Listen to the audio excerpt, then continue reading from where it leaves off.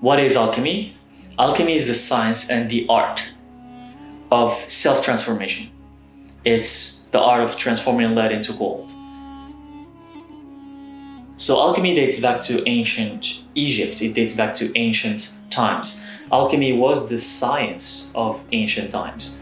It's actually the grandfather of our modern science. Alchemy eventually became chemistry, and chemistry is our modern day science. But where does the word alchemy comes from? The word alchemy comes from ancient Egypt, because ancient Egypt was called Chem or Chem. So the word alchemy is composed of two words, al and chem. Chem means, in ancient Egypt, it means fertile land, chem or chem. They used to call it chem, and it means fertile land.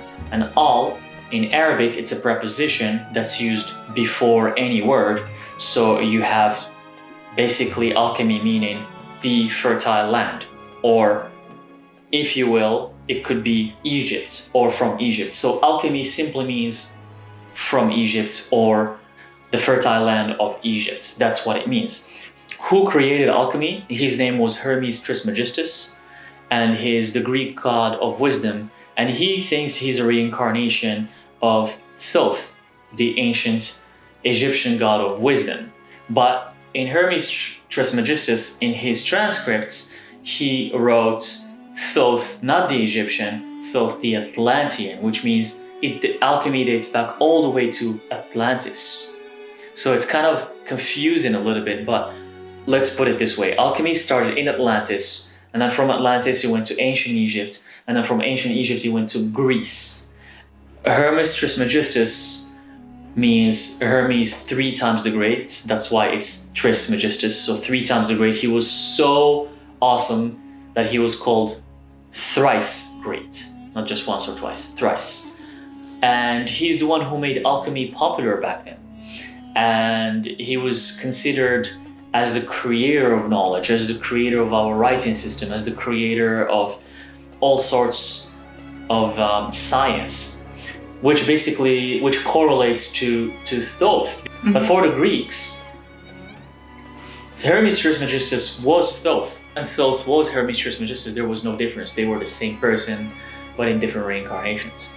So Hermes Trismegistus is the one who, if you will, made alchemy accessible, and the Greeks were obsessed with it, and everyone was trying to turn lead into gold, because it was known that if you become a master alchemist and if you know everything there is to know about alchemy, you can turn lead into gold. We're talking about it from a physical standpoint, from a material standpoint. We're not talking about it from a spiritual standpoint. And then from Greece, in the 8th century, the Arabs were very obsessed with alchemy. They translated all the books from Greek to Arabic, and the Arabs became very obsessed with alchemy in their turn. And then after that, in the around 13th century, the Europeans got their hands on the Arabic books of alchemy and translated them to Latin.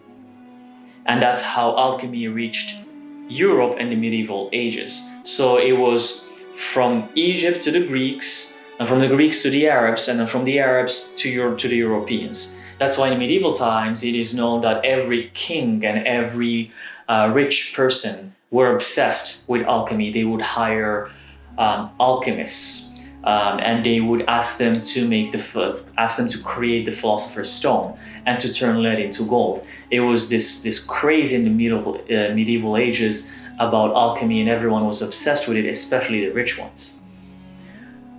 Which leads me to the Philosopher's Stone. What is the Philosopher's Stone? The Philosopher's Stone it is said that it can give you eternal life. If you attain it, you can achieve eternity, and you can get anything you want in the world if you get to the Philosopher's Stone. And the only people who can create the Philosopher's Stones are alchemists. And that's why a lot of kings in the medieval ages, they were pursuing and chasing the Philosopher's Stone because they wanted eternity. They didn't want to die. They wanted to live forever, and they wanted to get all the riches of the world. The Philosopher's Stone from a spiritual perspective is you. It's the human body. I think this human body that we have is a tool. It's the best tool there is out there. Because why? Because our soul is inside of it. It's actually merged with our soul. So soul and body are merged together. And for me, that's already an alchemical equation, because you have two things that are becoming one thing, or two things that transform into one thing. So the Philosopher's Stone is us, is who we are. But most of us, unfortunately, we don't know who we are. We don't even know how to live. We don't even know how to take care of ourselves. And I don't mean financially. That's not what I mean. I mean gaining the knowledge and the wisdom of existence, of life, of eternal life. And the Philosopher's Stone is ourselves. Everyone wants to use different tools. A lot of people use crystals. A lot of people would use tarot cards. A lot of people would use different spiritual tools out there. Now, the human race all of it has one tool, which is the cell phone, electronics and technology. That's also a tool. It's a tool that allows us to expand ourselves. But the best tool that we all have and that we all forget and ignore is ourselves. Is this thing. It's the body itself. We're always seeking external tools, and we forget the most important tool, which is ourselves. And the more we understand ourselves and take care of ourselves, the more magic we can trigger in our life, the more we can manifest everything we want. We can transcend even this reality. And there are a lot of people who has accomplished to do that. So, and that is the Philosopher's Stone. So I think it was all metaphorical. It's not like a stone that you wear per se, and then it gives you eternal life like what they show in the movies. It's actually getting to unlock who you really are and where you come from and what you're all about and your purpose, if there is one. And once you get to know all of these things, you can gain eternal life and you can transcend death to go through this physical thing over and over again. You can do it at will, maybe. You can just come here at will and choose to stay here for as long as you want, and whenever you want to go transcend and go back to somewhere else, you can do it. But as long as we're not understanding our bodies and our minds specifically, I don't think we can attain the Philosopher's Stone. But in real alchemy, it's actually a stone. Alchemical symbols, what are they for? The alchemical symbols were created to code information. Now, all symbols are codes. We have flags of different countries and they all have symbols, and those symbols represent a meaning. So they're like a sigil that embeds a code that means something. That's what codes are. And alchemists use these codes to facilitate the communication. We use language, for example, in our day and age, we use language to communicate information. Alchemists, they used symbols and sigils to communicate information. That's what they used. But most of the time, all of the alchemical books you might find are such a confusion. They're such a mess, such as, even the expression when we say it's gibberish. So it came from this guy, this Arab dude, again, because alchemy in the 8th century was within the hands of the Arabs. He used so much symbols and so much sigils that were so confusing that people just didn't know how to decipher them or how to read them. And everyone started saying gibberish. That's where the word gibberish comes from. It's from, and I will write his name here in the screen, Jebber something something. So these symbols were created to communicate information, but also to, and Leonardo da Vinci, he was an alchemist himself, and he was a master alchemist, and he also did that in his paintings. He used to code information in his paintings. So using symbols to code the information, and you only let the woke ones, they're the only ones who are going to be able to read the information, because you want to hide the information. You don't want to give that kind of information to the people who are not ready for it yet. So the people who are ready for it, they're going to find it, they're going to decode it, and they're going to understand it. how can you use alchemy in day-to-day life, like in modern life? As I mentioned in the beginning, it's the art of self-transformation.